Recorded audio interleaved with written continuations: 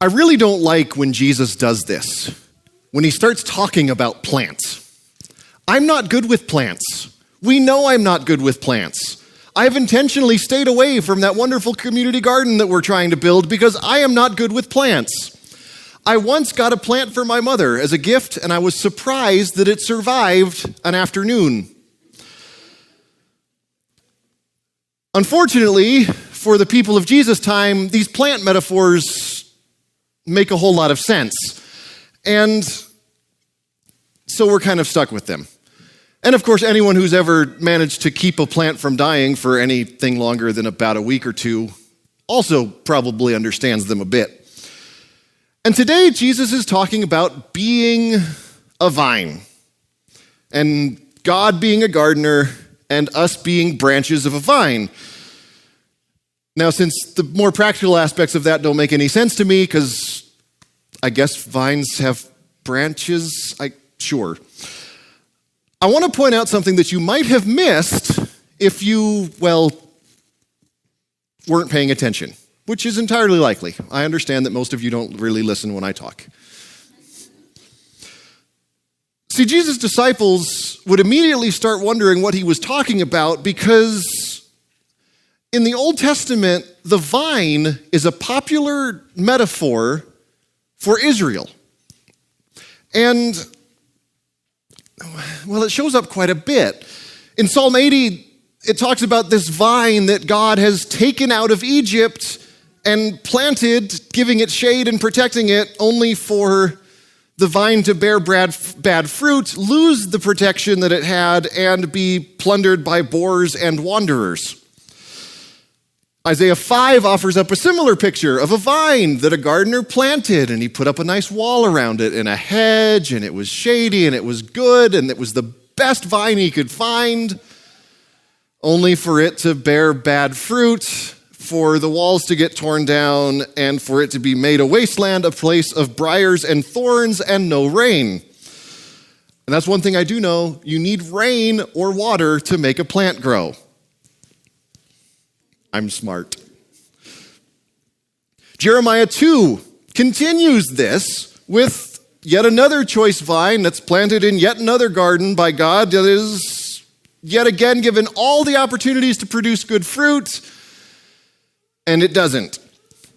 So the idea here is that God gave Israel every opportunity that it had to do the things that God called Israel to do, only they didn't. Over and over and over again, they didn't.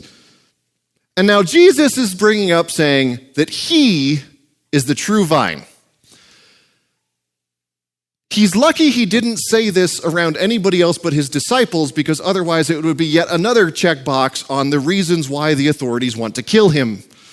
Because Jesus is now saying, I am the new Israel. You know that people group that you think you're a part of? Unless you're part of me, you're not part of Israel anymore. And to the people of that time, that would be kind of a big deal. It would be like somebody standing up and saying, hey, guess what? Unless you follow me, you're not Americans anymore. People would have a weird reaction to that. So it's kind of understandable that Jesus kept this to just his disciples. But what he's saying is that God is doing something new in him. God is doing something that's different from what had happened before. And of course, it makes sense that he would be saying that during the Last Supper. Because right now, they had just had dinner. He had just told his disciples that there's a new covenant that he's establishing in his blood. And now he's saying, if you want to be part of this new covenant with this new Israel, you need to be a part of me. You need to be the branch to my vine. And of course, if we're a branch in Jesus' vine and we're bearing good fruit, well, apparently you prune plants to make them make more fruit. You know, if I remember when I was in high school, there was a grape vine that was kind of backed up to the soccer field, and well, it was always delicious right after he pruned. Let's just put it that way. Of course, if we bear bad fruit, well, what do you do with a rose bush that isn't giving you flowers anymore. What I'm about to do to a rose bush that I have that isn't giving me flowers anymore. So what does it look like to remain in Jesus? What does it look like to be part of this vine? Well, in case you missed pretty much every verse in John 4 or 1 John 4, what is God? It's a four-letter word, starts with L, ends with of. God is love. And if we're remaining in God, if you remember from last week, what will our lives be doing? Loving. Because if we're remaining in God, it will show in the love that we have for those around us. The fruit that we bear is love.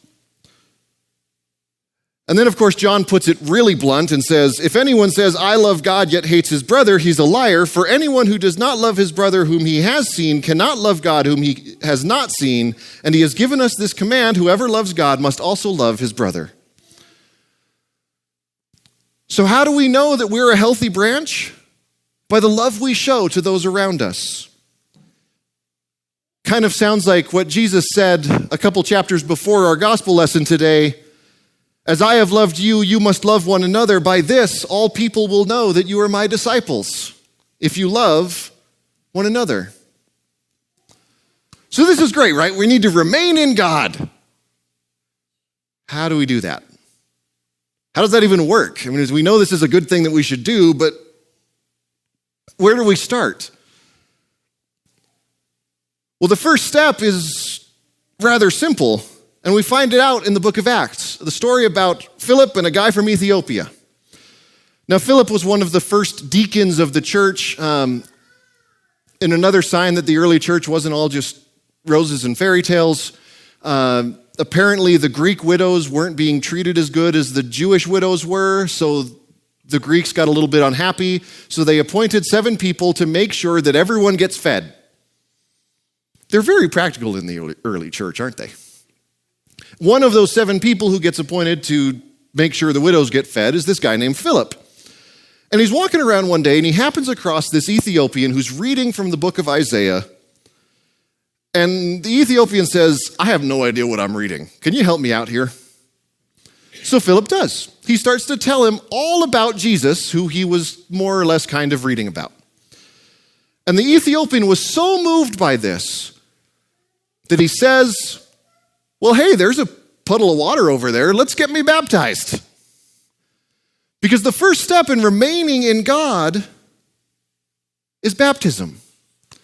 Because it's in baptism, through the waters of baptism, that we become joined with Christ. It's at that moment that we are grafted on to the vine that Jesus says he is. It's when we participate in Jesus' death and resurrection, bringing us forgiveness of sins, and with it the promise of everlasting life.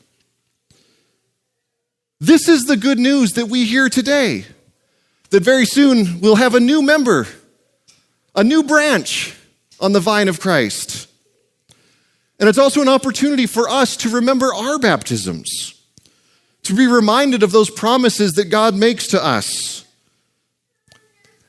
to be reminded of the good news of being part of God's family, the forgiveness of our sins, and this promise of life with him forever.